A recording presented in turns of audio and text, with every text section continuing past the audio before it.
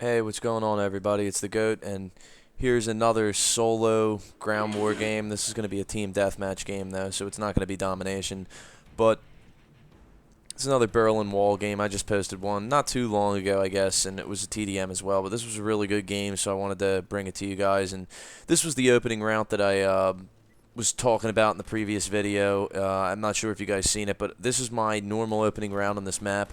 Immediately like to move down the street here because they're going to be spawning straight down where I'm chucking these grenades. And when I get up into this building, I find a lot of success because it is going to look directly into their spawn. And one thing about TDM for all the ground war players out there, it's much slower game type. So I don't know about you guys. I kind of just pull my pistol out and start running. But real quick, this is terrible shooting, and I actually back off in a gunfight, which is something that I almost never do. Like, I kind of just like search out enemies, and like I'll take on any enemy in almost any gunfight, and that's like something that's not really smart, and something that I've been trying to like work on. Like if somebody has the drop on me, or they're in like a really advantageous position where it's going to be really tough to outshoot them from, I've been trying to back off, but like I just am not able to.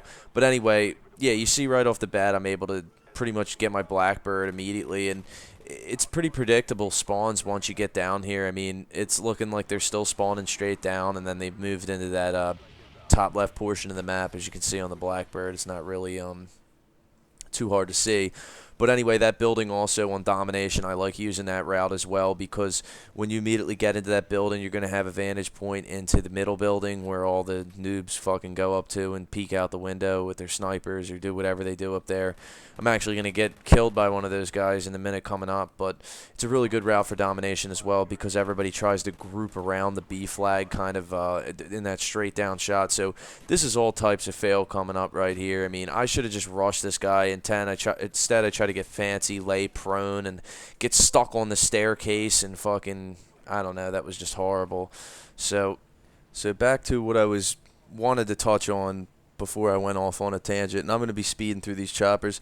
I hope you guys don't mind if I were to cut the choppers out completely, because in a lot of commentaries, especially the ground war games, it's going to be 10 minutes plus to commentate, and that's a really long time. Like TDMs are perfect, they're like 6 minutes, and I could really effectively like get my thoughts out there and kind of like keep everything interesting and everything flowing. But with the 10-minute plus commentaries, it's kind of tough. But what I wanted to talk about was TDM and ground war TDM versus domination and ground war domination. I've developed like so many bad habits from playing ground war domination, just like immediately pulling out my pistol, running down the board. Like I don't really care if I die, because I know I'm just gonna respawn and be able to just charge around and continue to kill people. But it's really not a good habit, especially like in if I ever were to attempt to play competitively. Not that I would ever want to, but I've developed so many bad habits that I'd have to correct. And anyway, right there, I called in my Blackbird when the spy plane was jammed, and I do that a lot. And I'm stunned here, so I'm just going to continue to pre-fire the doorway. I don't get the kill, my teammate gets it. I don't know how.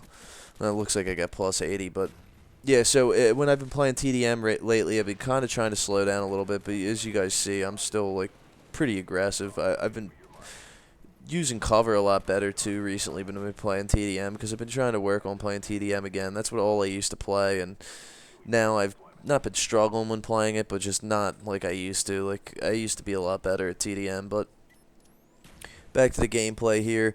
I'm moving back towards this middle building where the guy got me when I failed and laid prone on the staircase. And I know he's up here somewhere, so I pull out the pistol. I'm trying to walk up here and get him, because I don't want to go through hip firing with the G11 and get these dual pythons. These things are just brutal and close.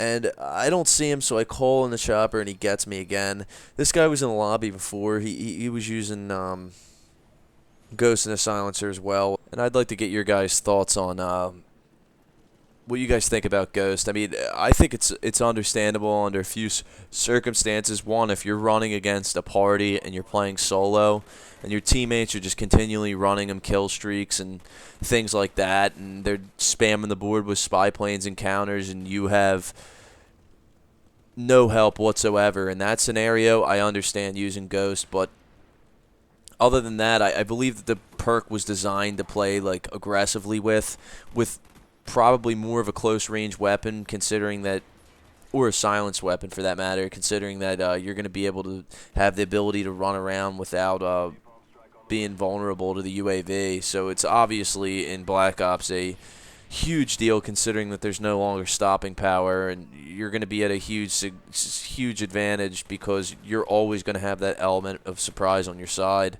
I'm not sure how it's going to work in Modern Warfare 3. Hopefully they'll throw, if there is stopping power, in the same tier as Ghost, because then it'll even things back up again. You're going to have to trade something off to gain something. And, I mean, moving around with Ghost and an assault rifle, that's pretty much a lethal combo. And definitely a lot easier, but you know, who am I to say how people should play or anything? I don't really give a fuck. I mean, it's just a simple fact in my opinion. You know, I don't really think it's that much debatable. Give me your guys' thoughts. I'd love to hear what you guys think as well.